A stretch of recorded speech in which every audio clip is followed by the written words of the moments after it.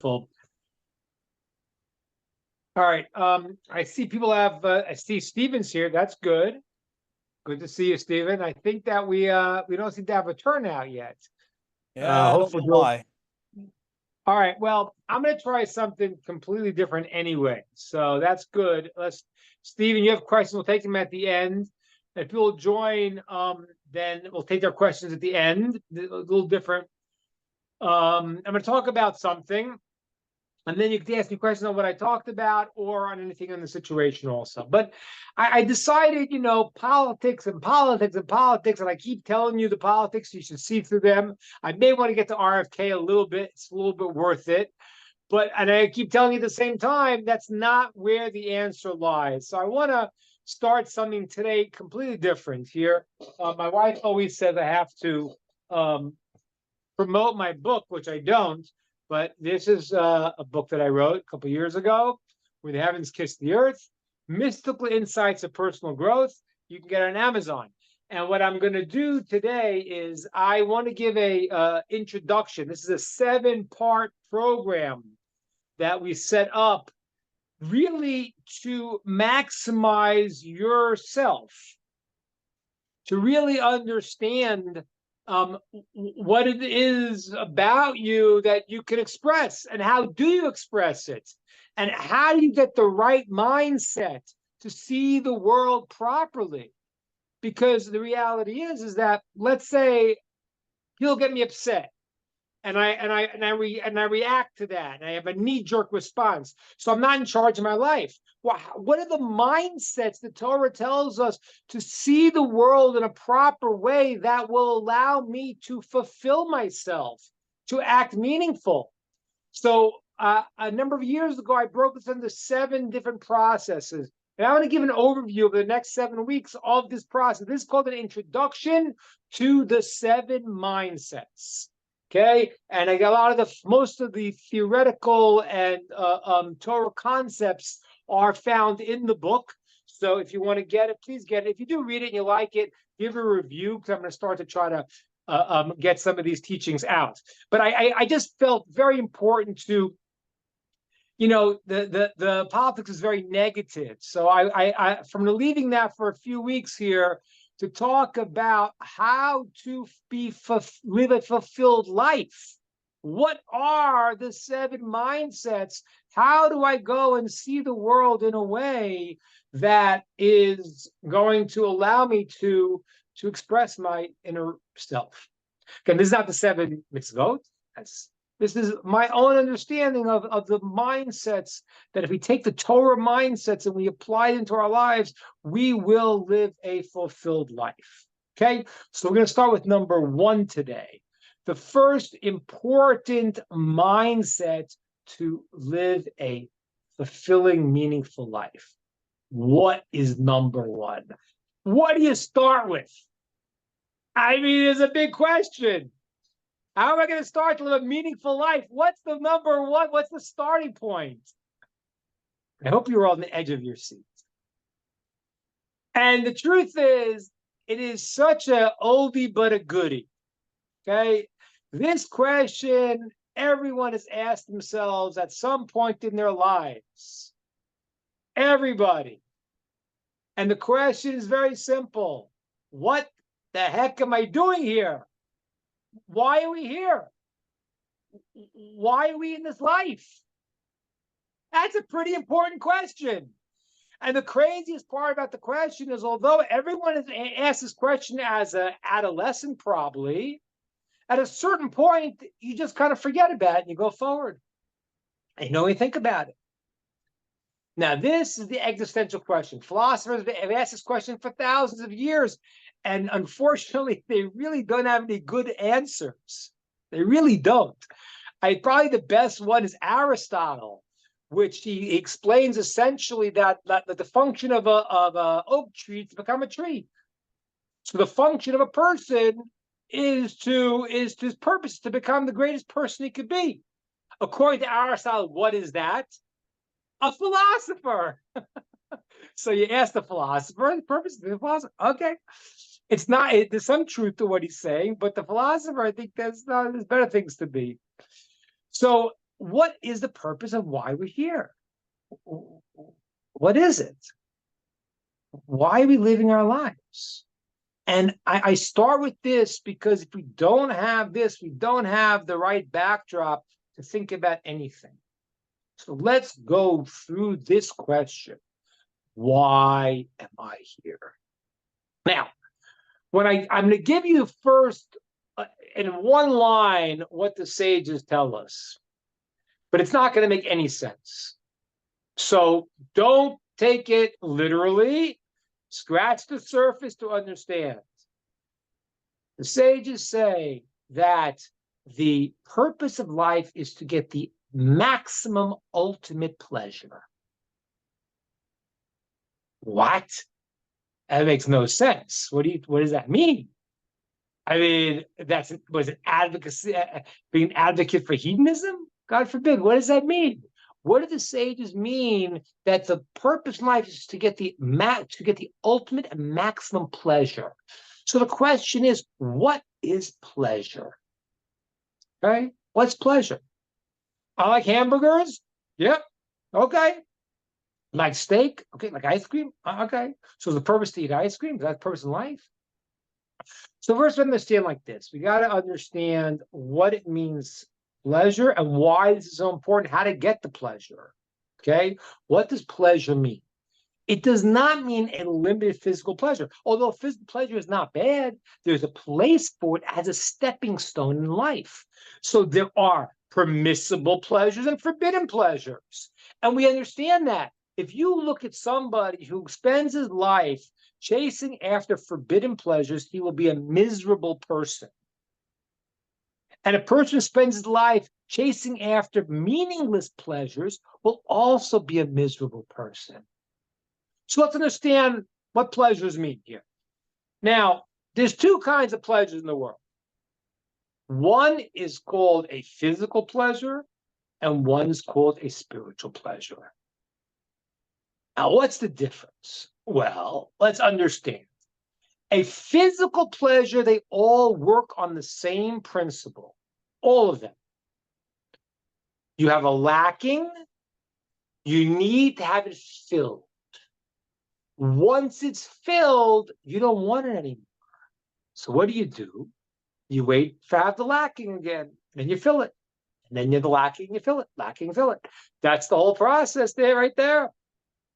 So for example, if you come to my restaurant and I say, okay, you ordered a steak and you love steak and you ate the whole steak, it was delicious, fantastic, amazing. And then at the end, I say, okay, you know what? You're a great guy. And as a reward, I'm going to give you another whole steak. But the catch is you got to eat it right now. You're full, your stomach is popping. You just ate a giant, I don't know what size steak, a half a cow. So you don't want that pleasure anymore because the physical pleasures are all limited to time and space. Okay? And therefore they are limited. Now let's take an example of a spiritual type pleasure. What about love? So what do you say? Can you say, you know, I love you enough? No. There is no limit because it's not bound by a physical limit. So love, for example, which is already getting out of a coarse material experience, can now be an endless experience. I can love someone more and more and more. And not only that, it's incomparable, the physical to the spiritual pleasure. So if I have a guy who's having trouble with his son, he's driving him crazy. I say, Mr. Jones, you know, your son's driving you crazy, and I know you love hamburgers. I'm going to give you a life supply of hamburgers and rice-a-roni, the San Francisco treat, a life supply for your son, Billy. Now, who's going to agree to that? Nobody, because you can't compare them. One is a spiritual pleasure. It's not bound by time and space.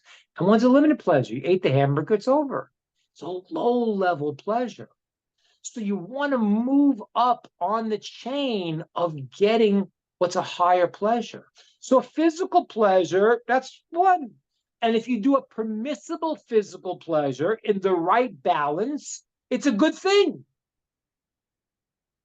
We do not believe that a person is supposed to be an ascetic.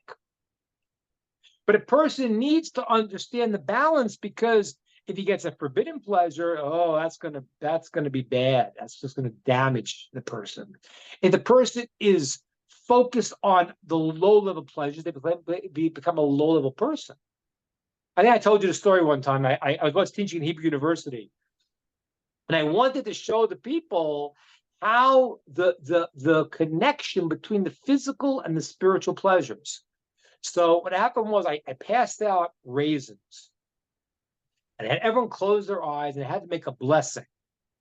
Because the sages tell us when you make a blessing on food, your pleasure is more, because you're prepared for the experience. It's a more meaningful experience. So I had everyone close their eyes, make this blessing on the raisin, put it, I said, chew it slowly. And they did.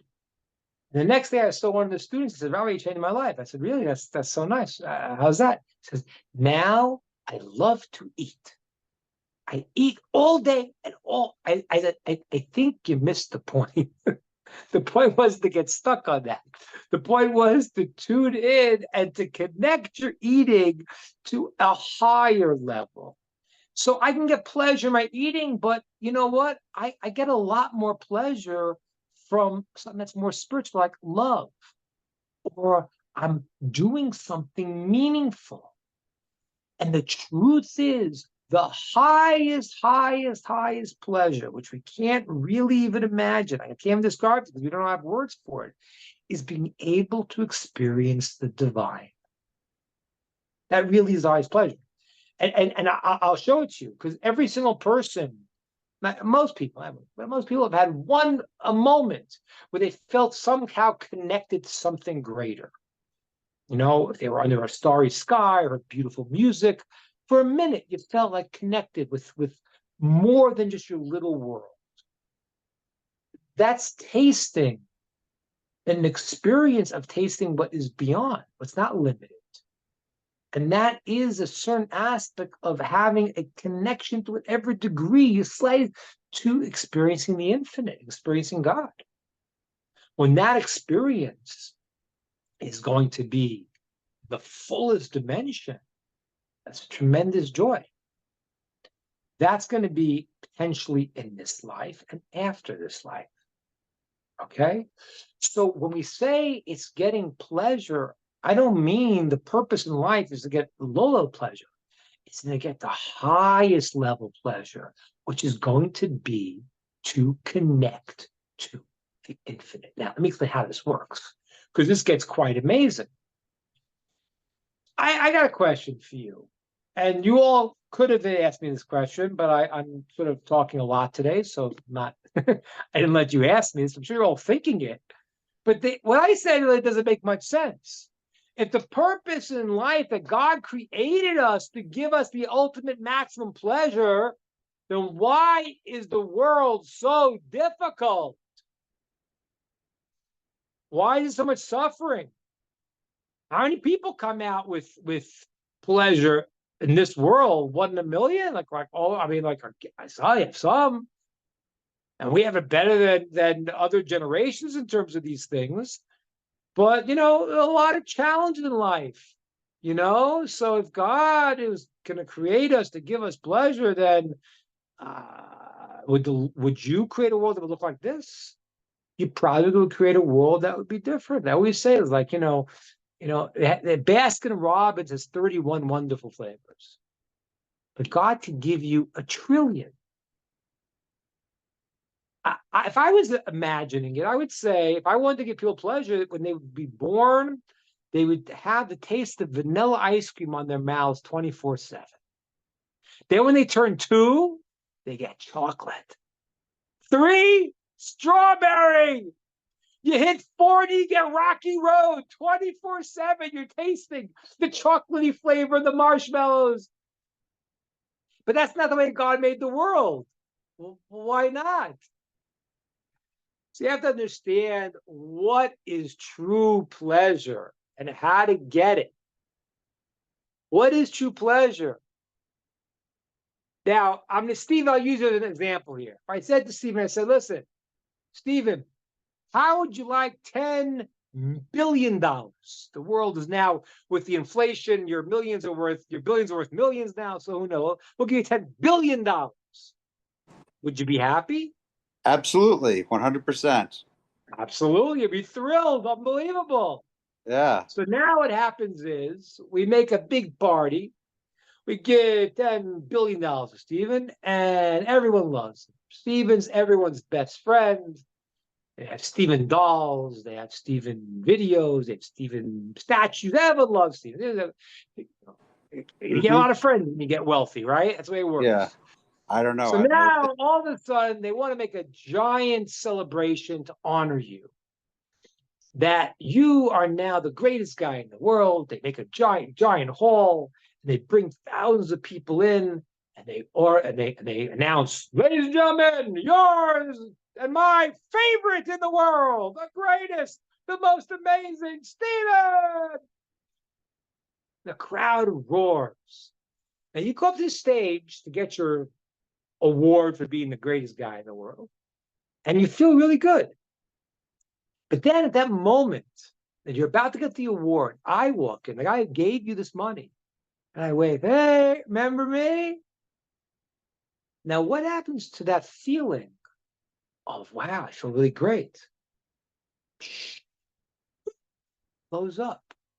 Because you know that you didn't do anything to create this. You like having the money, but you didn't make it. It's not yours.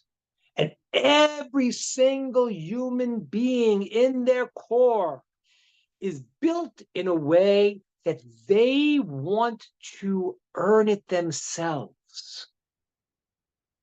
And that's the deeper reason why God put us into this difficult world. He could have created the world easy and perfect already in this connection. But then what am I doing? I'm nothing. I'm a robot. So what did God do? Your soul before you were created was getting this tremendous pleasure. And God put you into this world. And now all of a sudden you got forces pulling you left and right. And you have to choose between good and evil, lies and truth. And when you choose good, you actually earn that connection. I want you to understand this very deeply. It's not simply you earn the connection in the sense you're a good boy, here's a gift. Yeah, you get the world to come. That's why simpletons think about this. It's much deeper. Let me explain this. It's very, very deep and very important. If you take a guy who doesn't know good wine, give him bad wine, he tastes bad wine. I don't like wine. He has to develop his taste for it. Then when you give him the good wine, he appreciates it because he's developed a taste for it. He's learned what good wine is. When you listen to this very deep idea, everybody. When you spend your life acting righteously and choosing how to live a meaningful and righteous life, it's not that you get reward to experience God. You are now building the taste buds, the connectors to actually experience goodness. That's the ability to experience godliness. And you built it because you chose it. How can a person who, I once told you this, it's one of the scariest things, one of the worst sufferings in the afterlife. It's a certain type. I don't want to get into the particulars of what it's called right now, but a person who spends their whole life. The example I always gave you was he always eats hamburgers. He loves hamburgers. When he dies, he takes that consciousness with him, and he's now in a spiritual world looking for a hamburger. And he knows he can't. He knows it's not there. And he knows there's no pleasure, but he's built that consciousness. So what you're doing in this life now, God says, I can create the world. I want to give you good. I love every creation. I love all I want to give them all good. But the ultimate good is not to give it all to you, because then you're nothing. You're like an angel, which is very good, but you didn't have free will to earn this. So I have to put you into a world where there's good and evil. And as you choose, you earn, you become a wonderful person, and you're able to experience more godliness of a meaningful life in this life and certainly afterwards. And that's why in Jewish law, the highest level of charity is not giving someone money. Because what that does is, well, you embarrass him. First, he took it, and you feel great about yourself. You gave it to him.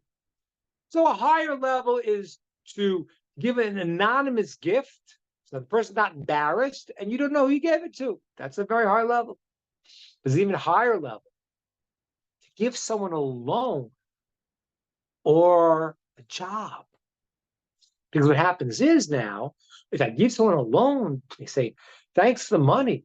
I built this. I feel I did something, and I'm giving you back what you gave me.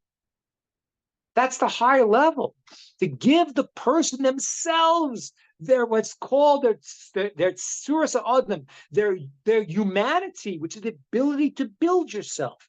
I said I wasn't going to get into politics today because we were going to try to build ourselves, but that's part of the problem in the system right now.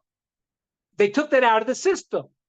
The godly part about living a life, and this is one of the mistakes in the Constitution, where it says that the pursuit of life, liberty, and pursuit of happiness, it should have said life, liberty, and the pursuit of meaning.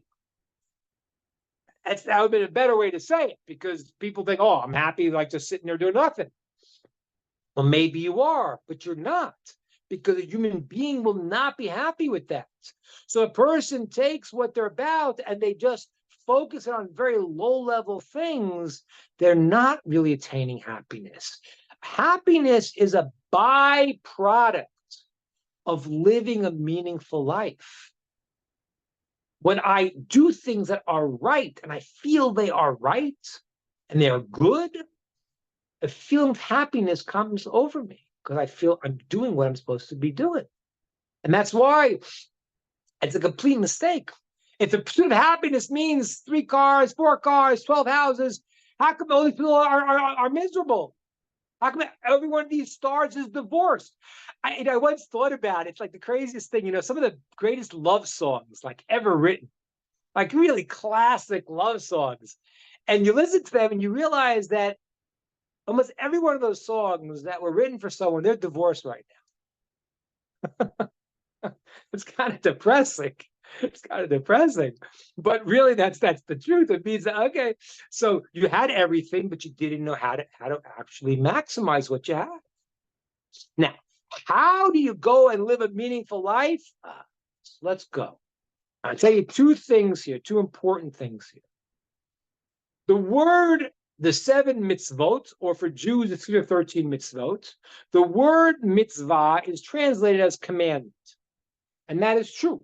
That's one level. It is 7 commandments, 13 commandments, a mitzvah. But there's another word for mitzvah, and the word mitzvah is from the word savta, which means connection. And what the mitzvah does is, it's a physical act in this world that connects you to a higher dimension. So there's 2 ways that you live a meaningful life. They're both the same. One is the general and one is the specific individual. The general one is somebody who lives their lives doing the mitzvot, the connections, the commandments, the connections that God gave them on how to live a meaningful life, the 7 Noach laws to be righteous, the 13 commandments for the Jews to be holy. A person who lives their lives under those parameters, with those qualities, starts to sense, I am living a purposeful life. What's your purpose? What's your purpose in life? You know what your purpose is? Your purpose is to be able to make the world a better place through your actions, and thereby make yourself greater, and thereby fix the world yourself, and to be able to connect with the infinite. That's the pleasure I told you in the beginning. The purpose is pleasure, but how do you get to that pleasure? You get to that pleasure through earning it by choosing correctly, doing the mitzvot that are appropriate to you to do the righteous way to act and live your life, which will now say, my life is meaningful. I am doing things to make the world better because God put me in this world to improve the world. Now, not everyone's got to have these giant, pictures of I'm going to be the CEO of this, that, and say this and say that. Not everyone is going to have that. Those who saw RFK speaking yesterday, it was very nice. He said, listen, he felt that he had said to God, he wants to go and help people to get out of this toxic world that the corporations are shoving at people's throats without them realizing it. Those who saw his speech. So the person is saying, I have a noble pursuit to do kindness to make the world a better place. That is one of the, even though it's not one of the 7 Nochai commandments, it is the central, the positive command, which is charity and all things of that nature. And that is part of the Noachide laws. So there's 2 ways that we start to go and to live a purposeful life. One is in the general sense. If I do the mitzvot correctly, with all of their contexts, I'm a person who's very careful not to steal. I'm a person who respects other people's space, their needs, their qualities. Don't give them bad nicknames. I respect them and not to encroach upon their territory in any way, shape, or form. That's the person who's living his life righteously. He's doing the mitzvah of not stealing, of understanding the boundaries God put in this world. Okay? So when a person is starting to do those things, they're actually now saying, I have a purpose in life. My purpose is to live righteous. Now, if I'm not going to change on a giant scale, but I'm going to change the world in my local scale. Like the famous rabbi who said, when he was young, he said, I'll change the whole world. And then he got older, he says, you know what? I'm going to change my country. And then he got older and he said, I'll change my city. He said, you know what? At least I'll change my town. And his old man said, I'll change myself. Okay? You start changing yourself, it has an effect. You're acting like a kind person. I would encourage everyone on an amazing thing to do tomorrow. So Victor Miller says this is one of his important lessons in life on how to develop yourself. Tomorrow, I challenge everyone to go do one act of kindness that you think, I want to do an act of kindness to make the world a better place, to live a meaningful life as God commands me, as is what I'm supposed to be doing in this world, and I want no one to know about it. And it could be a tiny thing. It could be a tiny thing. You just do one small thing, but you're doing it consciously. It's a new way to understand. We're not flopping through life like, well, what are we doing here? We'll put another TV station on.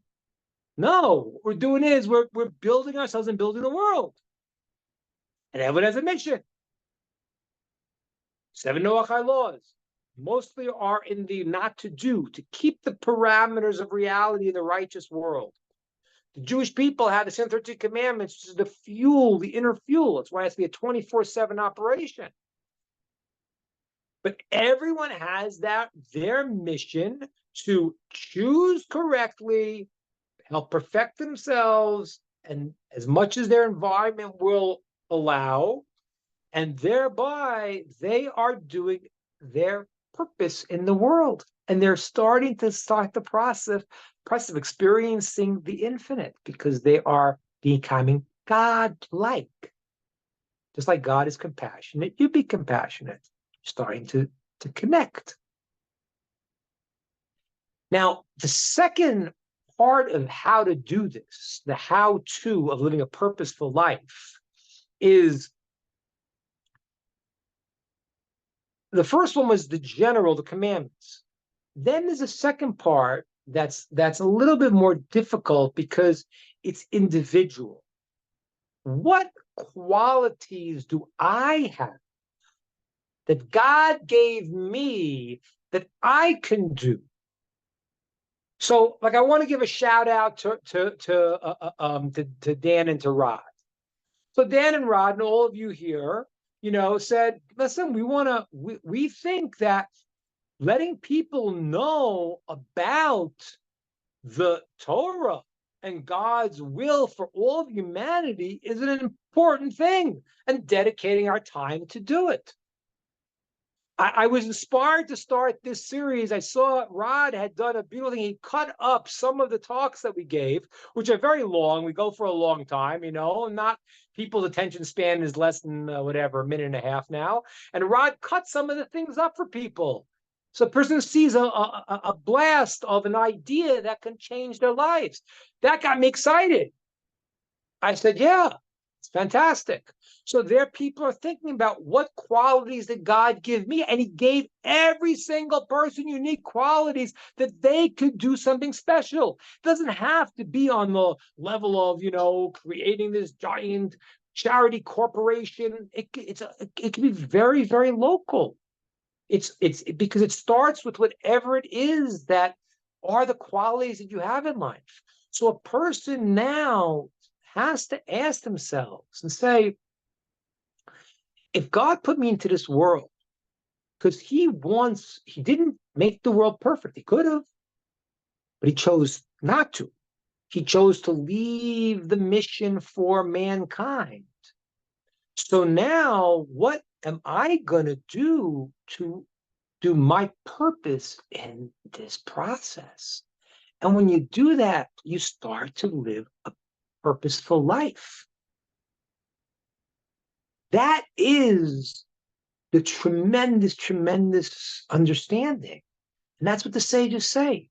The purpose of life, God wanted to give you the maximum ultimate pleasure. He didn't want to hurt you, God forbid. He would do that back. But what's the maximum pleasure? It's to earn the connection to the infinite by making yourself godlike, by making yourself wonderful, by making yourself kind, by living in a world where they're pulling you in different directions. And that is happening so difficult, so harshly in the world right now.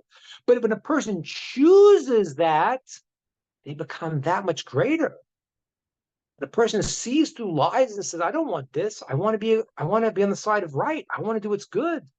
Then what they're doing is they're building themselves and their corroborating peace in the world, their corresponding place in the world, they're building that too. And that means they're doing their function. They're leading a purposeful life. You live a purposeful life, you're happy. When you live a life that's not purposeful, you're not happy. It's very, very simple. Very, very simple. Every time you see a person and he's got all the pleasures, all the stuff, and he's miserable, that's why. Because it doesn't do anything. It's level one. It's like a stepping stone. Good. God gave you, allowed you certain pleasures. Yes, he gave that to you. So then you can grow up and move to a greater pleasure. Move from a hamburger to love. Move from love to a mission. Move to a purpose in life, to experiencing the divine. That's what it's about. So I think that this in my system here is the first thing to do. The first thing to do is to live a life where you say to yourself that the reason why I'm here is for a real purpose. It's not arbitrary. I really don't understand how people who believe the world is random, how they get up every morning. It's like terrible. It's like what? The world has no meaning? It's a cosmic accident. Yeah, well, that's why the people are so stupid. Because what they have to do is they have to just fill themselves up and just just keep drinking beer and fill themselves up because it's meaningless. That's terrible. That's a really harsh, false reality. Life is very, very meaningful. It's very, very meaningful. And the meaning of life is God created an incredible world, a beautiful world with its challenges, and put a human being in the middle and said, now you choose.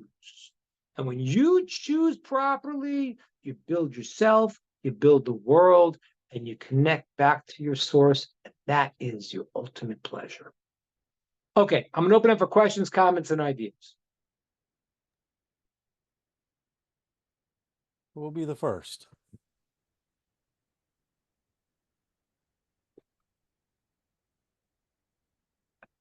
Rabbi, earlier, when you first started, you were talking about, if we were created for pleasure, then why on God's green earth is this not so pleasurable? The life that we live. It's difficult. It has tough times. But I think one of the things that we've learned is part of the pleasure is to struggle and to see the reward and see the self-improvement and see where you've come from. I think that if we didn't have those kind of struggles, this life would be way too boring. I mean, I couldn't imagine tasting vanilla ice cream for the rest of my life. I would never want it. I would never desire it. Right? Well, you see, yes and no, because what happens is like this.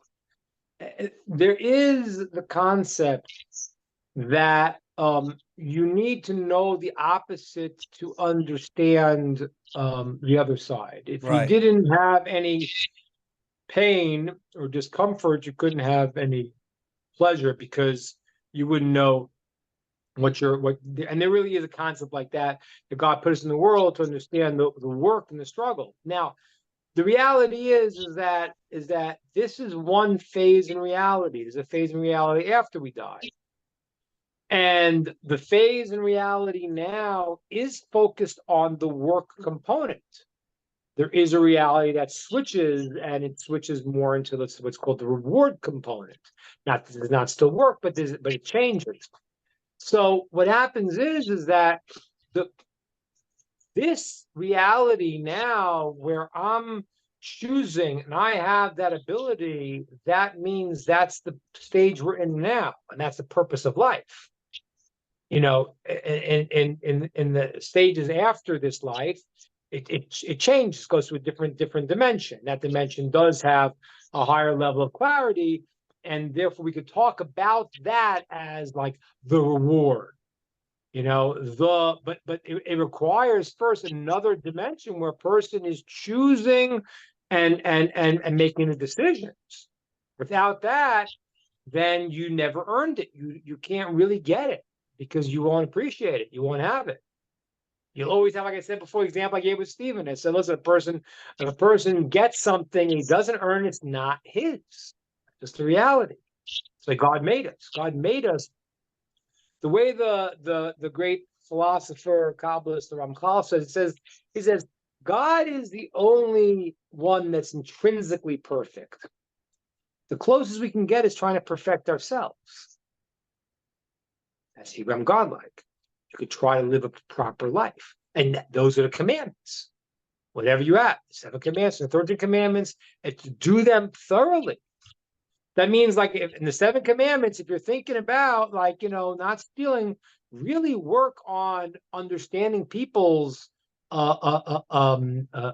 space and their needs, and then moving into a level of doing kindness, which is one of the components. So this is just a very important way to start, because if I give you the other ideas of the 7 mindsets, but if it doesn't start with the concept that every situation I have now that I'm in, the world I'm in right now, is my gold mine.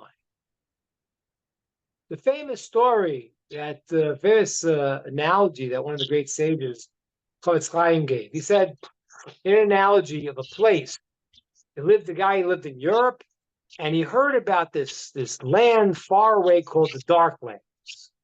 And the Darklands, there was like almost no light. It was dark almost the whole year.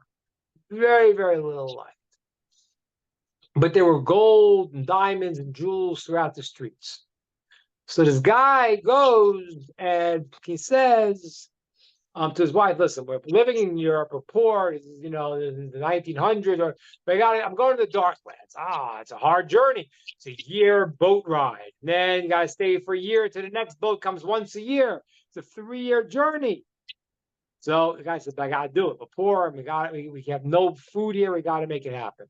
So the guy takes a journey to the Darklands. He gets there and he sees, that's true, that the streets are filled with jewels and diamonds and rubies, and he got picking them up. He's like, people saying, hey, slow down, buddy. What are you doing? Don't you get it? In this town, the gold and diamonds are worth nothing. We have that all over the place. In this town, since there's no light, what we value is fats and oils. You want to be a rich guy in our town, you got to gather the fats and oils. So the guy said, I got 3 years here, might as well. So he gathers the fats and gathers the oils, and becomes a rich man. He just has, Joe's Fats, and shortening store. And he's a rich guy. He's got this kind of fat, that kind of fat, this kind of shortening, that kind of shortening. Okay. And he's a rich guy. And he's there year, 2, 3 years. And he's a rich guy living in this town. And then one day, all of a sudden, he hears the whistle blow, the ship's whistle. Ooh, all aboard! He realizes, oh my gosh, it's time for the boat that goes back to Europe. He runs, but he has to take all of his fats that he just saved up. He has his oil and all his fats. He's got to take it. He takes it, puts it on his back, starts carrying it. And as he's getting to the boat, he goes, wait a minute, I forgot to take the jewels.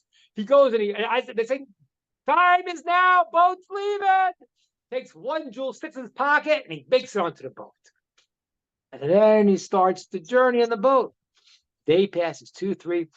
Smell. What is that awful smell? It smells like a rancid fat. Open up his chest, a giant box there, and all the fats is rancid. They throw it overboard.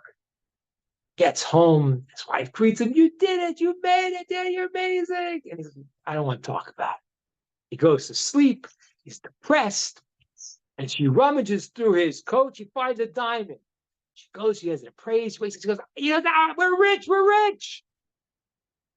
And he says, yeah, I know, but you don't understand. Where I was, there were diamonds and jewels all over the place. And I wasted my whole time chasing after fats. The rabbis say this is the analogy to the soul coming into this world. In this world, you could do meaningful, purposeful things. You could do mitzvot. You could do things that last for eternity. But you get into worlds of different currency here. What's the currency? I don't know. Currency is, I don't know. You'd be a big shot, I don't know. You go to Las Vegas. You have 3 TVs. You have 10 TVs. I don't know, whatever the idiocy is. And you get stuck in things that are meaningless. And that's what the news constant barrage is. This is what you should chase after. This is valuable. No, that's not what's valuable. Valuable is to live a purposeful life. And that is the mitzvot that you have. Whether you're Jewish or you're not Jewish, you have tons of good things you can do. And as you do those good things, you are starting to a purposeful life. And as you start to focus on what is your unique talents and you bring them out, you really feel fulfilled. And it works hand in hand. Once you do that, So your life is purposeful, and you're actually starting to connect to the real pleasure. The real pleasure is to connect to the infinite because you're acting in a godly manner. And it's up to you. And that's why it's so hard. So what you're saying, Rod, is beautiful, but you have to remember there is a time here where it is a time to do.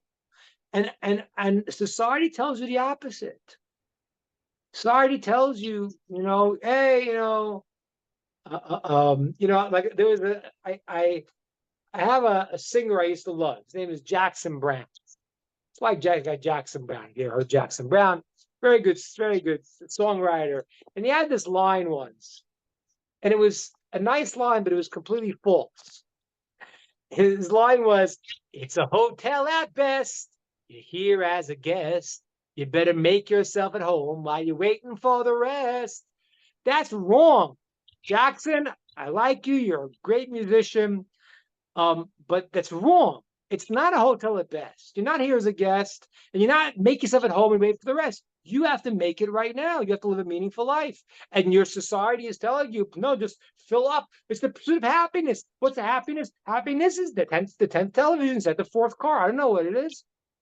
No, happiness is that I have a purpose in life. What's that purpose in life? God puts you into a world that's not perfected yet.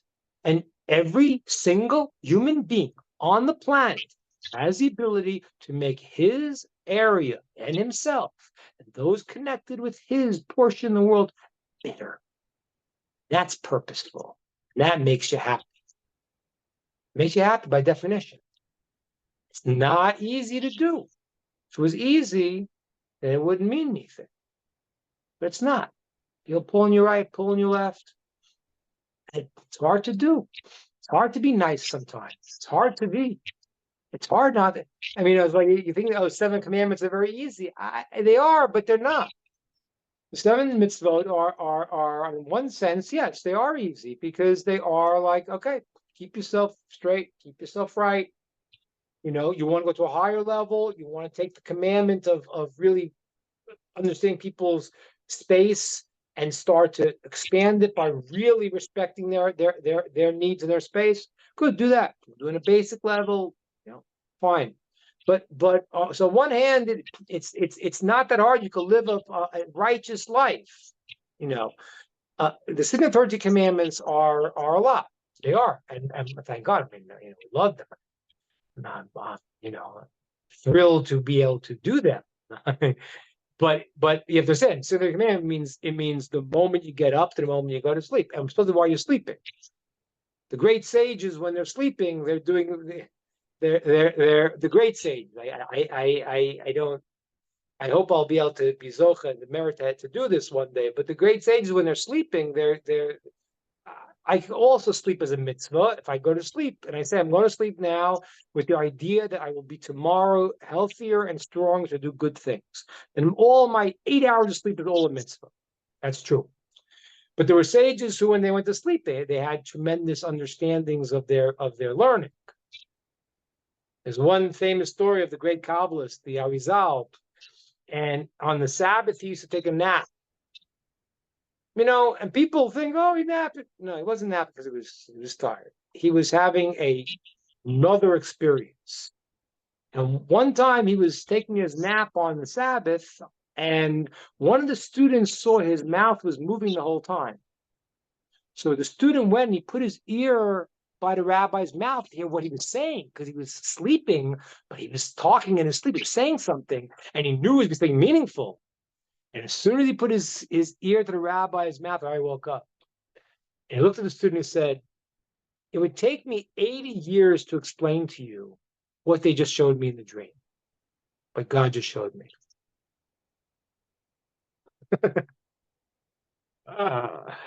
So, there's different, okay, yeah, I don't, I'm not having that yet, but I hope, we're working towards, we're trying to. But whatever a person's mission is, everyone's got a mission. Everyone has something that they can do. And your mindset's got to switch. The first mindset is purpose. To know that you have a purpose in this world, and the purpose is to be able to live a proper life, to choose good, and thereby help perfect yourself and your part in the world. And when you do that, your life is meaningful and you actually connect to eternity. Because you're connecting to godliness. Because you're acting godlike. That's what it is.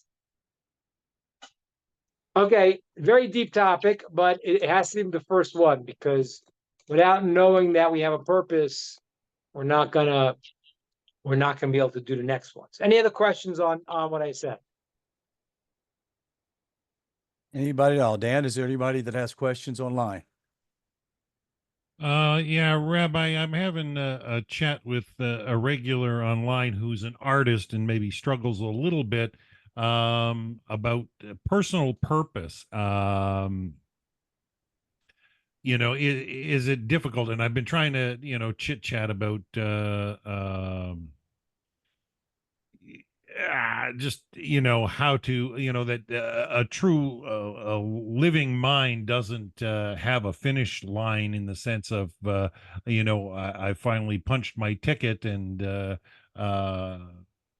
yeah, so real tough. He asked me a question. He says, do you think the painter Van Gogh achieved his life goal through his art? Do I think so?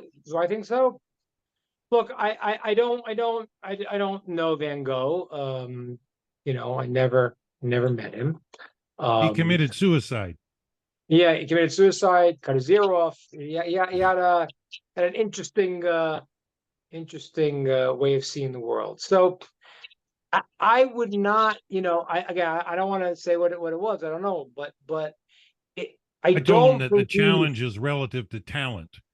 Well, let me say what I'm saying here. I don't believe that art, for art's sake, is enough. It's nice to be able to be a talented person, but when I do my art, that could be part of my mission if I'm good. I'm an artist, but then I got to think, how is my art? How can that make the world a better place? So it helps me to have my expression of myself. And but I Very have subjective. to think, I think now, well, I want to, if my goal is, I'm not sure who asked the question. What's the person's name who asked this question, Dan? He goes by the handle Cookie Monster. Oh, Cookie Monster. Okay. So, all right. So Cookie Monster as an artist. So as an artist, what person should do is say, okay, this is a skill that God gave me that I have. So therefore, how do I use this to go and to make the world a better place? Even if it's just my art, but even just that mindset in the art itself, the creation of the art, people will look at your art and feel differently.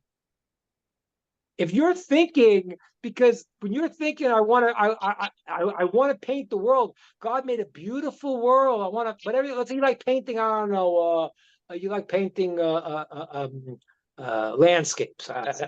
Mountains, mountain range, whatever. If you say, oh, this is God's beautiful world, I want to paint it. The perceiver, the observer, when they look at it, they will sense in the art a statement of something that will affect them.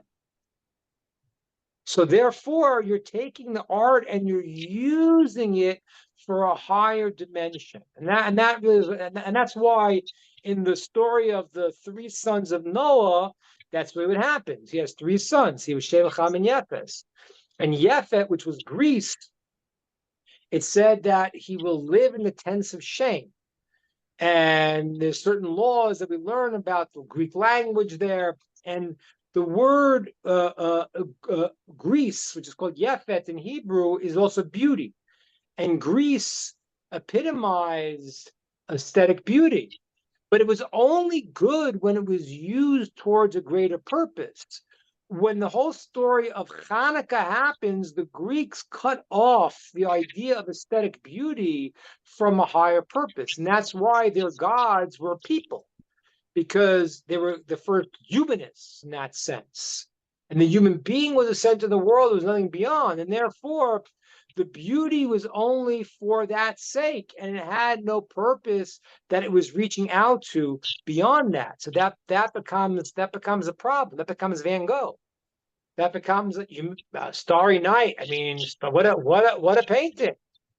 But obviously, he wasn't expressing that. He killed himself and he cut his ear off. He wasn't really seeing the world as having a goal that God's bringing into, and I am a player. I am a member of that community to make this world a better place. He didn't see that, obviously. If he did, he wouldn't have killed himself. I've got a question. I've just got a quick question. Yeah, please. Genesis 2:16 summarizes, from what I'm learning, the Sheva Mitzvah. The question I have for you in the first two words, just to clarify, so I put my mind at rest when reading that particular scripture. Can you please just define Lord and God? Just very simply, what does Lord and God mean in its? Because each word of 2:16 relates to the Sheva Mitzvah. So to have clarity on, I mean, I understand Lord is, I think it's a prohibition or something like that. But is Lord is like God is Hashem, and Lord, would Lord be like Elohim, or am I seeing that wrongly? Well, again, it kind of in English doesn't really translate so well. They do translate the name Lord Elohim into Lord, and the name of Hashem into God. They do translate it that way. But it doesn't. In English, it doesn't really have much, Weight. It doesn't have, like like Lord, for example. Are you in England, Stephen? Where are you? Yeah, England. Yeah. You got a whole house of lords. Yeah.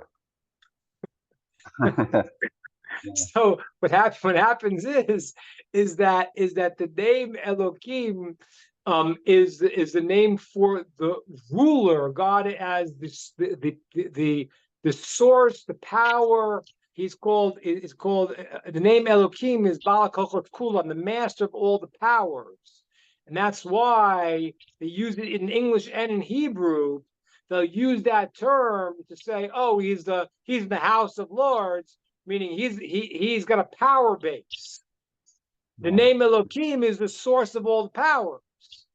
So, that's why the word even in English, Lord, could be used as referring to the divine, as God is the source of all powers, or it could be used sometimes in the non-holy, the mundane terminology of being a power source. It is quite ridiculous though, because thank you very much for giving that understanding. But it just to mention the word Lord in a kind of a pagan, that which is outside sort of Malachi and into this kind of pagan ideology. But this Christian, well-to-do, and he's up the chain, up the ladder, and he's got a family and everything. Nice fella. But I said to him, JC isn't mentioned anywhere within the 24 books of Tanakh. We have a deep conversation, but in the messaging, he said, well, the word Lord is mentioned, and he just assimilate that means obviously something to do with their way of thinking. Yeah, I mean, it's a little funny. I heard from one rabbi said once that he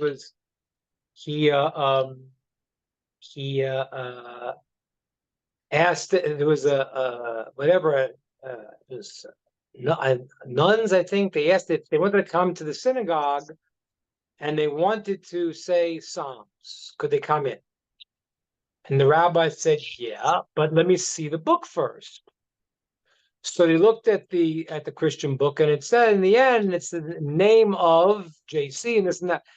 So he said, you can't say that part. So in the synagogue, so if you want me, down in the synagogue. So they said, well, I don't understand why not. It's in the Psalms. I said, well, it's not in the Psalms. It was you added that. It's not in the original Psalms. So they said, oh, they never could understand why the Jews didn't believe in their God if it said it right in their book, but it doesn't say it in the Hebrew. So whenever you have an English version, you got a problem. I mean, Yeah. even the kosher translations, like the Art Scroll, they're obviously very limited, and Yeah. more and to say God is a name, it's not it's a question of it. Do people mean it as referring to Hashem? So does it have any holiness? The discussion in Jewish law, but the idea of why God has different names is does not translate in English. The reason why God has different names in the Torah is because we don't understand God in his essence. That's impossible. That is a non-Jewish concept. It's impossible. Once you think you understand God, then you are God. Then you've made yourself equal to God because you can understand him. You cannot understand God in any way, shape, or form. All you understand is how God chooses to relate to us. And all the various names in the Torah are the ways that God chooses to relate to us as the actions that he manifests. Those are the different names of God.